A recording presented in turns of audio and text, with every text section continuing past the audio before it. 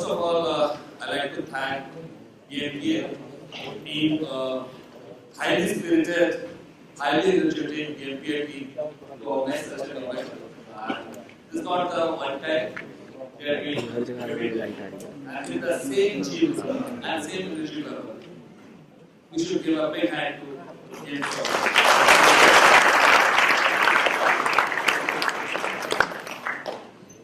As Mine told, this topic is very close to everybody's heart. Today morning we heard Mr. Nagesh talking about values. Then we heard Mr. D'Souza about belief. So it is on the similar line. But it happens to us every day. It starts from our birth and ends till death. But we sometimes overlook it, ignore it. What we do generally, we get up in the morning, we see our schedule, family life or a professional life. I need to do this things. So which are our priorities? But do we schedule our priorities? We generally prioritize the schedule. We have this work and this is the first, second, third, fourth. But actually do you evaluate, do you actually see what our priorities are and do you put that on the schedule? Those work are urgent. Whatever we do with the family life, professional life, we say this is urgent, we need to do it now. We need to do it first. But those are urgent. But are those jobs, are those tasks, are important? There's a difference. If you see, this is the technical definition. A dynamic process of deciding what goals or actions are most important now and commit to self and resources to that decision. Whatever you are committing, your time, your energy, your priorities, those are your resources. So you commit for that decision, for that effort. Here I like to touch upon maybe a little bit controversial topic which everybody may differ. Here we see a lot of things. Career, work, balance, life, health, family.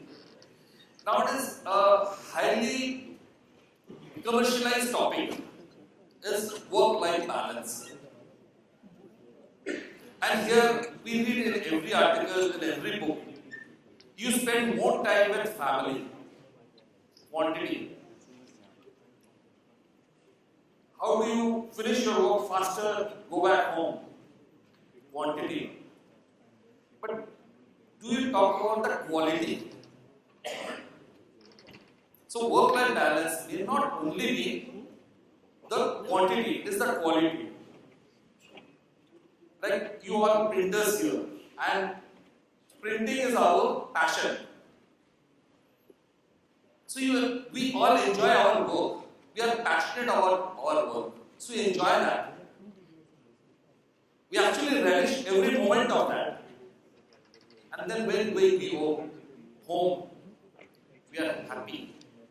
And we make everybody in the family also happy. If you are satisfied, if you actually are happy, you spread happiness. So we get a fulfillment in our actions at our office place. So I think this is a very subjective and it's boiled down to the next line, which is the priority. If you are able to do what your priorities are, you are happy. You are able to balance. As Mr. Nagesh was also mentioning about the purpose of life. So we have to define our goal. And both the speakers have talked about it. You have to first see what is the destination. So begin with the end in mind. So you have a destination, you have a belief, you have a purpose in your life. And break it into smaller steps. Short-term objective for reaching. As Mr. said, that take the first step. you may say, see, your objective has changed. You have to realign a little bit, again move on. So don't think about, you have to keep your purpose or goal in the mind. But you have to take every one step and then take a again course correction if you need objective correction. So you have to then move ahead accordingly. There is a book by Mark Twain, Eat That Frog. And this says, if you eat a live frog first thing in the morning, it's likely that you will be the worst thing that will happen to either of you all day. What does it say actually? The task which you think is the toughest task, more tiresome task, which you don't enjoy actually, take up that as the first thing. Then other things will be much easier whole day for you. Just don't try to avoid or delay the thing which you don't like. So it becomes a monkey on your head. It remains a burden on your head. You are not able to think on other things. And it also says, if you have a fat frog on your plate, and you have to eat it, you have to swallow it. So don't look at the frog for a longer time and keep on watching. If you have to do it now. Do it that first. That helps you to organize your day, prioritize your other things much better. So, which is called a procrastination, when you delay the things. So, break a large job down to smaller parts. So, these are the few steps you can actually do to avoid procrastination. So, as I also said, reward yourself. So, if you do a good job, you have to reward yourself as well. Many of you must have heard about this. So, this is a typical exercise, a jar. You have big rocks, you have pebbles, you have the sand with you in your life. So, if you fill the whole jar with the sand, you cannot put the big rocks into it. So, if you have all the three things, what do you do first? Actually, what we should do, we put the big rocks first within the jar, put the small pebbles that will find its own path within the cracks, and then pour the sand onto it. Sand will find its own path within the cracks and circle. So it is a metaphor in the life. So whatever the big task, you have it 2, 3, 4, you do it fast. If you do all the small operational things, which are the time things, first, you fill your time slot with those small things. You actually don't get time for the bigger jobs, which may be more important to you, for your family, for your life, for your career. So this is the big rock story. It generally says, put the big rocks first, put the pebbles, then the sun, and whatever the time left, and the small jobs there, do it. It will accommodate itself automatically. But don't do a mistake of putting sand first in the jar. This is famous Covey's 4 quadrant. And quadrant says this is urgent and not urgent, important, not important. So, what happens generally? We try to do things which we can do immediately without much effort. So, this is the third and fourth are the things which is not important, urgent. Yeah, those are crises we do, but it is important. We spend maximum our time into 3 and 4. Some phone calls. Somebody just time waster. Somebody comes for a chat. So actually, when you see our maximum time is spent on the quadrant third and fourth. Quadrant one is important because this is a crisis. You cannot avoid that. There is some accident, somebody has fallen ill. That is important. That is urgent. You cannot avoid. If you do a good time management, you can plan a little bit of quadrant one and quadrant two, where we should put our maximum time, energy, resources. So it is not urgent. It does not look urgent, but it is the most important thing. So we have to invest maximum time in quadrant two. So how does it look like? So quadrant 1, 2. So important and urgent. There's something which are not urgent and important. We generally should. Anything firefighting, we have to do that. We have to start from there. Then we move to the important, not urgent. Then move not important but urgent. And lastly, not important, not urgent. This is the way it moves. The most important thing. Our culture gives us some good things and some things which we need to improve. Our culture tells in India that we have to respect others, respect any guest, respect friends, respect elders. So generally, we avoid saying no to make it sounds very arrogant in Indian context. If I say somebody on the face, no, I can't do it. But Western culture, it may be a very common thing, a regular thing, and a good thing to say no. But in Indian culture, telling somebody no is like a arrogance. So okay, I'll see, let me try to do it. But actually, I also don't know that it cannot happen.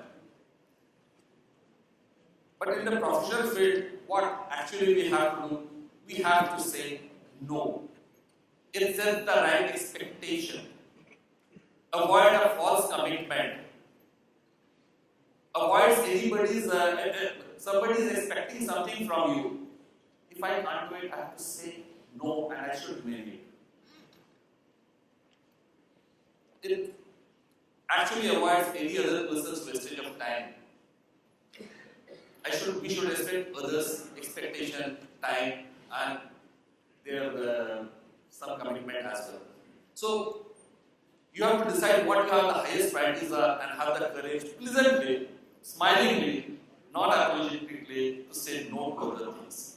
And the way you do that is by having a bigger yes burning inside. You have some other things you can do. And this is the priority cycle.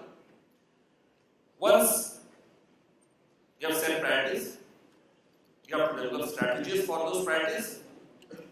You have to take action, measuring success, and go back to again priority setting. So this is a cycle goes on. But provided you have taken the first step right, this is the first step. First step has to be right. If your first step is wrong, the whole cycle goes into a totally different. If the first step is right, you will develop the right strategies, take action, measure, and then again go back to changing your priorities, and the priorities again change, and then you move. So once you have a clear picture of your priorities, that is the value, goal, and high leverage activities, organize around them.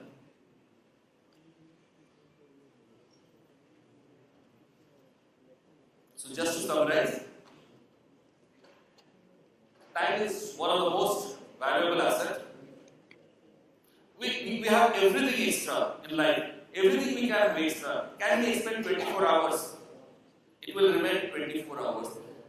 Can we increase the number of minutes within an hour? We can't. Can we increase even a 1 second of our time lifespan? No. So what is the biggest? There's only one thing in this world we cannot expand. And which is the biggest limitation with everybody in this world is the time, and it is ticking. Every moment we have consumed, it has gone. So that is the biggest, the most limited resource in this world.